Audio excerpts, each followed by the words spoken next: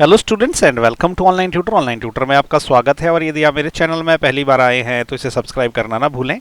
अभी हम करेंगे एक्सरसाइज 3.1 का क्वेश्चन नंबर 6 और क्वेश्चन नंबर 6 में इन्होंने पूछा है given the linear equation 2x + 3y - 8 = 0 right another linear equation in two variables such that the geometrical representation of the pair so formed is. पहले केस में इंटरसेक्टिंग लाइंस होनी चाहिए, दूसरे केस में पैरेलल लाइन होनी चाहिए, तीसरे केस में कोइंसिडेंट लाइंस होनी चाहिए। ओके, अभी हमें एक लाइन दे रखी है, इससे हमने एक और ऐसी लाइन फॉर्म करनी है पहले वाले केस में कि जो क्या होनी चाहिए, इंटरसेक्टिंग होनी चाहिए। देखो इंटरसेक्टिंग लाइन होने के लिए हमको एक कंडीशन पता है। क्या है वो कंडीशन? कि a1/a2 this should not be equal to b1/b2। Okay, c1/c2 तो हमको देखना ही नहीं होता है।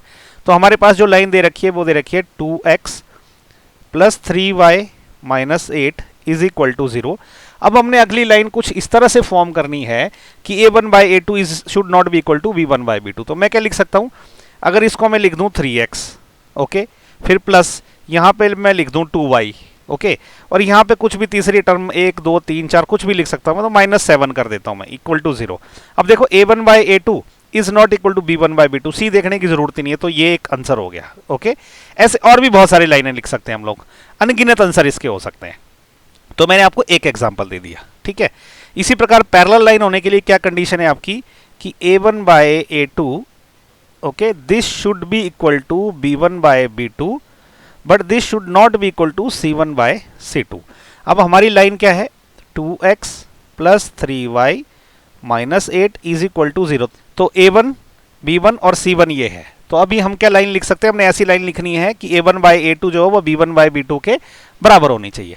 तो मैं यहाँ पे क्या लिख देता हूँ? अगर मैं इसको 2x ही लिख दूं तो मुझे अभी यहाँ पे 3y ही लिखना पड़ेगा, क्योंकि एक जो 2/2 1 हो जाएगा, तो 3/3 जो है वो भी 1 हो जाएगा। तो a1/a2 = b1/b2 हो जाएंगे। लेकिन वो c1/c2 के बराबर नहीं होना चाहिए। तो मुझे c क्या है? -8 के अलावा कुछ भी ले सकता हूं मैं, और कुछ भी ले लूं। तो मैं इसको -7 ले लूं, -6 भी चलेगा, ओके, -5 भी चलेगा, -8 नहीं चलेगा इस केस में। तो ये हो जाएगा 0 के बराबर। तो ये एक आंसर हो गया। ओके, ऐसे और भी कॉम्बिनेशंस बन सकते हैं, मैंने आपको सिर्फ ऐसा एक एग्जांपल बताया। ऐसे अभी कोइंसिडेंट्स के केस में क्या होता है? जब लाइनें कोइंसिडेंट होती है तो उसमें क्या होता है कि a1/a2 this is equal to b1/b2 and this is equal to c1/c2। ये ऐसा हो सकता है। तो अभी मैं ऐसी एक लाइन क्या लिख सकता हूं? हमारी जो दी हुई लाइन क्या है? 2x + 3y - 8 this is equal to 0। अभी मैं x की एक ऐसी वैल्यू लिखता हूं कि उसमें क्या होना चाहिए? a1/a2, समझो मैं लिख दिया इधर 4x, तो a1/a2 कितना हो गया? 1/2। तो यहां भी मुझे ऐसा ही लिखना पड़ेगा यहाँ पे कि वो 1/2 होना चाहिए। तो 3 का डबल कितना होता है? 6, तो 6y हो जाएगा। ओके, और माइनस उसके बाद मैं कुछ भी लिख सकता हूं, ऐसा नहीं है, वो भी 1/2 ही होना चाहिए। तो 8 का डबल कितना होता है? 16 होता है। तभी 8/16 जो है अगेन 1/2 बन जाएगा, क्योंकि दोनों माइनस के हैं।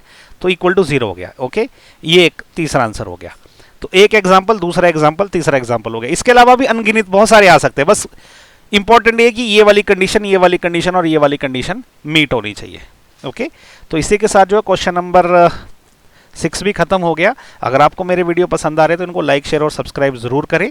नेक्स्ट वीडियो में हम करेंगे इसका क्वेश्चन नंबर 7।